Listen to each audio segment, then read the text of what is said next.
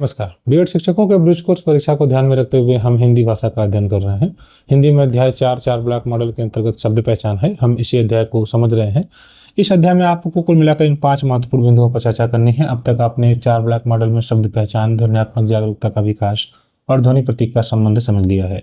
आज के इस वीडियो में वर्डों व शब्दों का लेखन व पठन हम समझने का प्रयास करेंगे। बच्चा पहले ध्वनि के प्रति ध्वनि को सुनता है, समझने का प्रयास करता है, उसके साथ खेलता है, एक प्रकार से रिएक्शन देता है। उसके बाद बच्चा उस ध्वनि का उस भाषा में क्या प्रतीक है, प्रतीक चिन्ह को समझता है। जैसे हमने अगर म बोला तो बच्चा म को समझ रहा है, या मछली बोला तो उस शब्द को देख रहा है कि वहाँ मछली को एक चित्र के रूप में बच्चा देखकर समझने का प्रयास करता है। इसके आगे बच्चा वर्डों व शब्दों का लेखन व पठन करने लगता है, जो कि आज के हमारी जो क्लास है उसमें हमें इसको जानना। तो आज हम समझेंगे वर्डों व शब्दों का लेखन और पठन। मौखिक भाषा के विकास के बाद जब दूसरा ब्लॉक जो कि शब्द पहचान, इस दौरान बच्चा ध्वन्यात्मक जागरूकता यानी ध्वनि को सुनता है, समझता है, उस पर रिएक्शन करता है। उसके बाद उस ध्वनि का क्या प्रतीक है उस भाषा में, उसको समझता है। जब बच्चा ध्वनि प्रतीक संबंध को स्थापित करने लगता है तब बच्चा अगली स्टेज पर वो पढ़ने का प्रयास करता है, साथ ही साथ लिखने का प्रयास करता है। ठीक है, जब बच्चा जान रहा है कि म तो म कैसे बनेगा या न तो न कैसे बनेगा, बच्चे के दिमाग में जब वो इमेज बनने लग रही है तो अब उन्हीं को वह मिलाकर पढ़ना और लिखना शुरू करता है। ठीक है, तो यहाँ पर हमें वही एक्चुअली समझना है, वर्णों और शब्दों का लेखन व पठन कर रहा है बच्चा। ठीक है, तो वर्णों और शब्दों की पहचान के साथ साथ हम बच्चे से लेखन और पठन का भी कार्य कराते हैं, जो कि भाषा सीखने का एक महत्वपूर्ण भाग है। भाषा बच्चों को लिखने से पहले जो बच्चों का अनुभव है, आसपास की जो वस्तुएं हैं, घटनाएं हैं और विचारों के बारे में पर्याप्त बातचीत करने का पर्याप्त अवसर मिलना चाहिए। इससे भी आत्मविश्वास के साथ अपनी बात को कहते हैं और सुन सकते हैं। ठीक है, जब बच्चे, हमने अभी इस पर चर्चा की कि जब बच्चे मौखिक भाषा का प्रयोग करते हैं तो वे बार बार विभिन्न ध्वनियों का उपयोग करते हैं और उसी ध्वनियों के प्रति बाद में समझ विकसित होती है, जिसे हम कह रहे थे ध्वनि और उस प्रतीक का संबंध स्थापित करते हैं, तथा उच्चारण भी स्पष्ट और सहज होता जाता है। यह ध्वनि ज्ञान आगे चलकर पढ़ने और लिखने का आधार बनता है। अब सोचिए, हम बच्चे से म कह रहे हैं, बच्चे के दिमाग में म का कॉन्सेप्ट नहीं है, म समझ ही नहीं पा रहा है कि म कैसे बनेगा, तो बच्चा न तो पढ़ पाएगा और न ही लिख पाएगा। हम जब आलेख बोलते हैं, हम बोलते हैं नगर, तो बच्चे के दिमाग में एक छवि बन जाती है कि न कैसे बनाना है, तो बच्चा तुरंत पेंसिल से न बनाता है, फिर ग बनाता है, फिर र बनाता है। तो ये बहुत आवश्यक है कि बच्चा ध्वनि और उस प्रतीक के संबंध को समझे। ठीक है, तभी जाकर बच्चा आगे पढ़ने और लिखने की कुशलता हासिल कर पाता है। तो लेखन और ध्वनि पहचान का क्या संबंध है, इसको समझ लीजिएगा। जैसे भी हमने कहा ना, जब हम आलेख बच्चे को बोल रहे हैं, तो जब बच्चे को हमने बोला कि लिखो बरगद, तो ब तो ध्वनि को पहचान रहा है बच्चा कि हाँ ब है, और उसको जब लिखित रूप दे रहा है, तो अब ये लिखित रूप दे रहा है, तो लिखने के दौरान जब बच्चा लिखता है ब र गद, तो बच्चा लिखता भी है और उस प्रतीक का जो संबंध अपने दिमाग में सेट करके रखता है कि हाँ ग बोले तो सर ग इस प्रकार से बनाना है। ठीक है, इसको लेकर बच्चा चलता है। तो ध्वनि और शब्दों की पहचान का एक महत्वपूर्ण पक्ष उनका लेखन भी है। जब बच्चा लिखता है, जब बच्चा किसी शब्द को लिखता है तो जैसा कि हमने कहा, उसकी ध्वनि, उसकी आकृति और उसका अर्थ, इन तीनों को जोड़ता है। ठीक है, और इस प्रकार लेखन शब्द पहचान को और अधिक मजबूत बनाता है। हम भी ऐसा करते हैं कि जब हमको कोई चीज़ हमको समझना होता है तो हम लिख कर याद करते हैं। हम कहते हैं कि मैं लिख कर याद करता हूं तो बड़ी आसानी से मुझे याद होता है। तो बच्चा जब लिखता है तो कहीं ना कहीं उस लिखने के दौरान बच्चा उसकी आकार को तो समझता ही है कि हाँ इस प्रकार से बनाया जाएगा, उसके अर्थ को भी बच्चा समझता है। ठीक है, और इस प्रकार से बच्चा आगे बढ़ता है। तो छोटे बच्चों में अक्सर यह देखा जाता है कि वे लिखते समय बोलते भी हैं, है ना। जब बच्चे लिखते हैं क म ल, तो बच्चे लिखता भी है और बोलता भी है। यदि बच्चा बकरी लिख रहा है तो वह बकरी इस प्रकार से लिखते हुए बोलता है। ठीक है, लिखता है, बोलता है बकरी।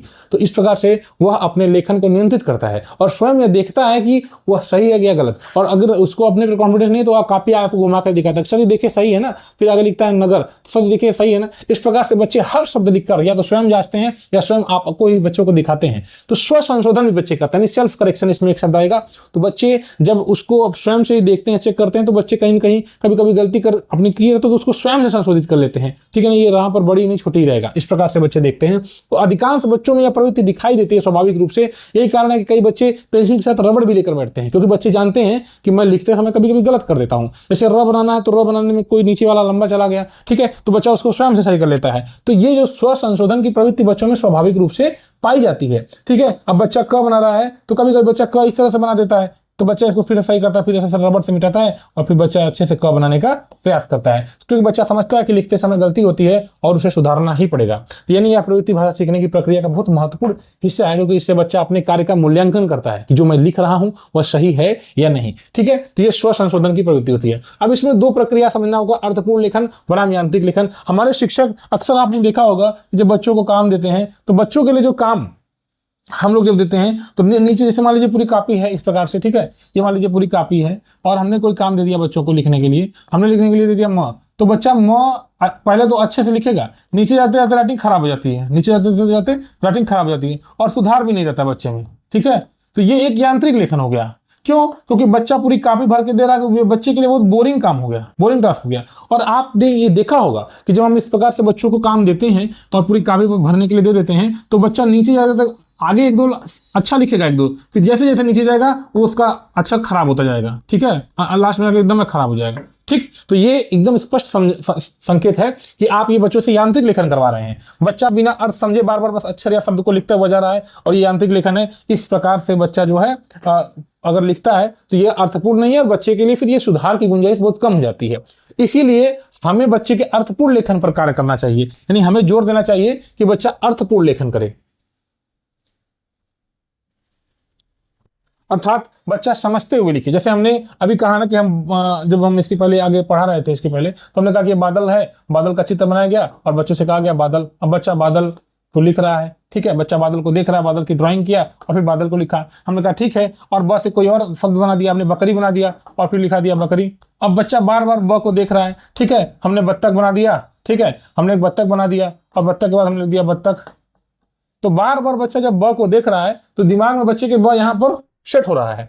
तो इस प्रकार से जब बच्चा लेखन कर रहा है तो कहीं न कहीं बच्चे के लिए यह लेखन अर्थपूर्ण है। उसको लिखने का उद्देश्य पता है कि हाँ ठीक है, मैंने बत्तख बनाया तो मैं बत्तख को लिख रहा हूँ, बकरी बनाया तो बकरी को लिख रहा हूँ। यहाँ पर बच्चे का लिखना अर्थपूर्ण है, तो यही आपका अर्थपूर्ण लेखन है, जब बच्चा उद्देश्य के साथ लिखे। अब ये बच्चे के लिए कोई उद्देश्य नहीं था, उसका बस जैसे सर जी से मारना खाऊं, कापी भर दे पूरा या करके लिख दिया, ठीक है, और उसमें सुधार की गुंजाइश नहीं होती है।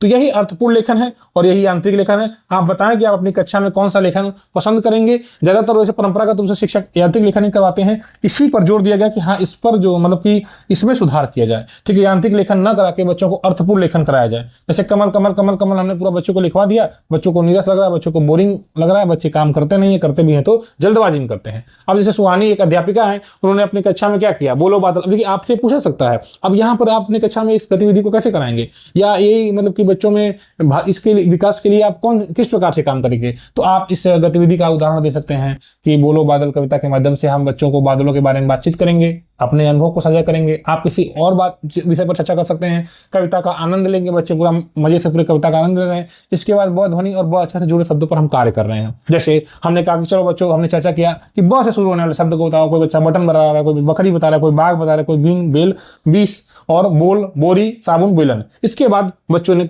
हमने गतिविधियां करा रहे हैं। कौन कौन सी गतिविधियां करा रहे हैं, हम कर रहे हैं शब्दों में जो भी बच्चे ब अक्षर उस पर घेरा लगाइए। अब बच्चों को बकरी बस बटन बच्चे घेरा लगा रहे हैं, तो यहाँ पर बच्चे ब को अच्छे से समझने का प्रयास कर रहे हैं। यहाँ पर बकरी ब पे गोला लगा रहे हैं बच्चे, ठीक है, तो यहाँ पर हमने बच्चों पर घेरा लगवाया, फिर ब वाले चित्र बनाया। ठीक है, हमने कहा कि बच्चों ने बकरी बस मतलब चित्र बनवाया। ठीक है, जैसा अभी हमने डिस्कशन किया कि हम चित्र बनाए, उसके नीचे उसका नाम लिखें, तो ब वाले चित्र बना। हमने चलो ब से जो शुरू होता है उसका चित्र बनाओ, तो बच्चे बत्तख का चित्र बना रहे हैं, बत्तख लिख रहे हैं, चित्रों के नीचे नाम लिखवा रहे हैं। हम मदद कर रहे हैं बच्चों की, शिक्षक की सहायता से बच्चों ने चित्र के नाम लिखे और एक दूसरे की कॉपी भी पढ़ते हैं। बच्चों ने अपनी कॉपियां बदलकर एक दूसरे का मतलब लिखे हुए शब्दों को पढ़ा। ठीक है, इस प्रकार से बच्चे स्वयं का भी आकलन करेंगे और पीयर असेसमेंट यानी जिसको समवयस्क का आकलन कहते हैं, हमने दोस्त का आकलन भी करते हैं, हाँ तुम्हारा सही है मेरा गलत है, या मेरा सही है तुम्हारा गलत है। इस प्रकार से बच्चे जब लिख रहे होते हैं तो बगल वाले दोस्त की कॉपी में झांकते भी हैं और झांक कर देखते हैं कि हाँ उसका सही है और फिर अपना भी मिलाते हैं। तो बच्चे इस प्रकार से आकलन कर रहे होते हैं, स्व आकलन कर रहे होते हैं, बगल वाले का भी आकलन कर रहे होते हैं। बच्चा अपनी त्रुटि को देखता है, सेल्फ असेसमेंट करता है, बच्चा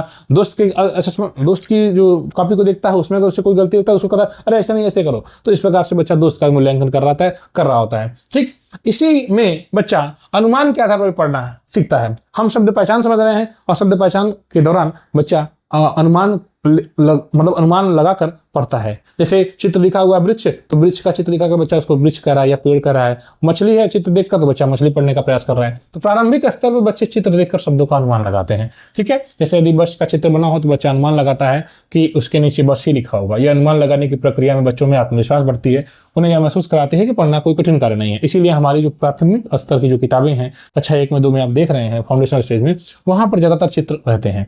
ठीक है, अब जैसे एक उदाहरण और भी आप देख लीजिए, परिवार संबंधित है। अब एक कक्षा 1 की पुस्तक है मीना का परिवार। इस पाठ के माध्यम से बच्चों को कुछ कुछ शब्द परिचय कराए गए। ठीक है, जैसे नाना, नानी, मामा, मामी, दादा, दादी, दीदी, आपने देखा होगा एनसीईआरटी में। इस प्रकार के शब्दों से बच्चों की पहचान कराई गई। बच्चे पहले से भी इसको जानते हैं, बच्चे अपने परिवार का जो अनुभव है पहले का मौखिक भाषा का विकास क्रम में इस सब कुछ सीखे होंगे, तो इनको बच्चा पहले से ही समझ रहा है। अब इस मीना का परिवार पाठ के माध्यम से इन गतिविधियां इसमें कराई गई, परिचित कराया गया, बच्चों को पठन लेखन का अभ्यास कराया गया। ठीक है, संबंध को समझा गया और दीदी, दादी, इस प्रकार से बच्चों को समझाया गया। बच्चे चित्र देख रहे हैं, उस चित्र में सबका चित्र बना हुआ है। ठीक है, बूढ़ी सी उनको दादी बनाया गया, नानी बनाया गया, अलग अलग तो चित्र देखा गया। बच्चे कहानी सुन रहे हैं, बच्चे उसमें शब्द को पहचान रहे हैं। दादी बूढ़ी सी हो तो उनको देखकर दादी बोला, बच्चा बोल रहा है।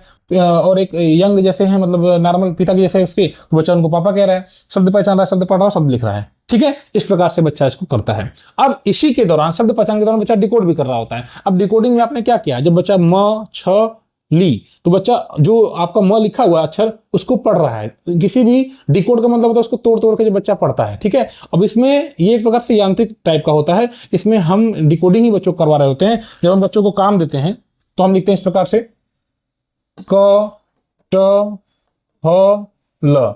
तो बच्चा पढ़ने के लिए डिकोडिंग भी आवश्यक है कि बच्चा सबको अलग अलग करके पढ़े। ठीक है, तो क, ट, ह, ल, तो बच्चा डिकोड करके पढ़ता है। ठीक है, तो डिकोडिंग एक्चुअली क्या है, अक्षरों और ध्वनियों के संबंध को समझकर शब्दों को पढ़ना और पहचानना। जैसे हमने कहा मकड़ी, तो बच्चा म जो आकार है उसको देख रहा है और ध्वनि को बोल रहा है, मो, फिर क, फिर ड़ी, तो बच्चा एक एक ध्वनि को समझ रहा है और उसको पढ़ रहा है। तो प्रारंभिक ध्वनि को, मध्य ध्वनि को, अंतिम ध्वनि को बच्चा ध्यान देकर इसमें सिखाया जाता है। जैसे बस है तो बच्चा ब और स बोल रहा है, बस, अजगर, कटहल। इस प्रकार से बच्चा जो है एक एक अक्षर जो है उसको पार्ट में तोड़ तोड़ के पढ़ रहा होता है। तो ये एक्चुअली आपका जो है डिकोडिंग होता है। ठीक है, ये आवश्यक है। एनसीईआरटी कहता है कि ध्वनि जागरूकता के बाद डिकोडिंग सिखाई जानी चाहिए। यानी बच्चा जब ध्वनि को सुनकर उस पर रिएक्शन दे, उसको समझने लगे, उसके बाद आप उसको डिकोडिंग सिखाइए। अक्षरों और शब्दों को साथ साथ प्रस्तुत करिए, यानी अलग से आप अक्षर मत बताइए, शब्दों के साथ सिखाइए। ठीक है, एक एक अक्षर, क्योंकि वो बच्चे के लिए अर्थपूर्ण नहीं देगा। आप बच्चे को न सिखा रहे हैं क, म, न, नहीं, आप बच्चे को जब कमल का फूल दिखाकर क सिखा रहे हैं, ये तब बच्चा बेहतर समझेगा। आपने पूरा कमल लिखा हुआ है तो आप अभी समझेंगे कमल, अब कमल बोलने के बाद क, म, ल, तब बच्चा उसको समझेगा। तो अक्षरों और शब्दों को साथ साथ प्रस्तुत करिए, अर्थपूर्ण शब्दों का चयन करिए। आप अदरक, बचकन, अटकन, मटकन, इस प्रकार के शब्द हम लिखते हैं, ऐसे शब्दों का प्रयोग मत करिए। जो बच्चा समझता है वैसे शब्दों का प्रयोग करिए। ठीक, तो बच्चों के लिए अर्थपूर्ण शब्दों का, बच्चों के कॉन्टेक्स्ट में जो है उनका प्रयोग करिए। बच्चों को शब्दों को तोड़ने और जोड़ने का स्वयं अभ्यास कराइए। और पढ़ना लिखना हमेशा अर्थपूर्ण होना चाहिए, ये विशेष ध्यान देना है, अर्थपूर्ण पढ़ना है। ठीक है, तो निष्कर्ष के रूप में हम ये कह सकते हैं कि भाषा सीखने से पहले मौखिक भाषा का विकास आवश्यक है। आपने इसको समझाइए, क्योंकि जिसमें बच्चा दक्ष रहता है सुनने बोलने में, तो फिर उसी के लिए आगे पढ़ना लिखना आसान होता है। लेखन हमेशा अर्थपूर्ण होना चाहिए, केवल नकल करना पर्याप्त नहीं है। ठीक है, नकल सुलेख लिख देना या कहीं से पूरा कॉपी उतार देना वो बेहतर नहीं है। बच्चा जो भी लिख रहा है वो अर्थपूर्ण तरीके से लिखे। ध्वनि पहचान करे बच्चा, ध्वनि का प्रतीक से क्या संबंध है इस पर हमने पर्याप्त चर्चा की है। और शब्द पहचान लेखन और पठन की नींव है। आप चित्र के माध्यम से, कहानी, कविताओं, बातचीत के माध्यम से बच्चों को पढ़ना लिखना अधिक प्रभावी ढंग से सिखा सकते हैं इनके माध्यम से। ठीक है, जब बच्चों से आप कहानी कहते हैं, कविताओं के माध्यम से बातचीत करेंगे तो बच्चों का ज़्यादा इंटरेस्ट डेवलप होता है। यदि बच्चों का ध्वनि प्रतीक संबंध मजबूत है तो उनका शब्द पठन और शब्द लेखन भी मजबूत होगा। ठीक है, इस प्रकार से हम कह सकते हैं कि अर्थपूर्ण मौखिक भाषा, ध्वनि प्रतीक संबंध और शब्द पहचान ही प्रभावी लेखन और पठन की आधारशिला है। ठीक है, अगर बच्चा शब्द पहचान ही नहीं पाएगा तो लिखेगा क्या और पढ़ेगा क्या? किस ध्वनि का क्या संबंध है, किस प्रकार से बनाया जाएगा, न को कैसे बनाया जाएगा, ल को कैसे बनाया जाएगा। ठीक है, तो वह जब उस ध्वनि का प्रतीक से संबंध ही नहीं बना पाएगा तो भी नहीं बच्चा पढ़ लिख पाएगा। और मौखिक भाषा तो आवश्यक है ही। इस प्रकार से आपने इस पार्ट को कवर कर लिया।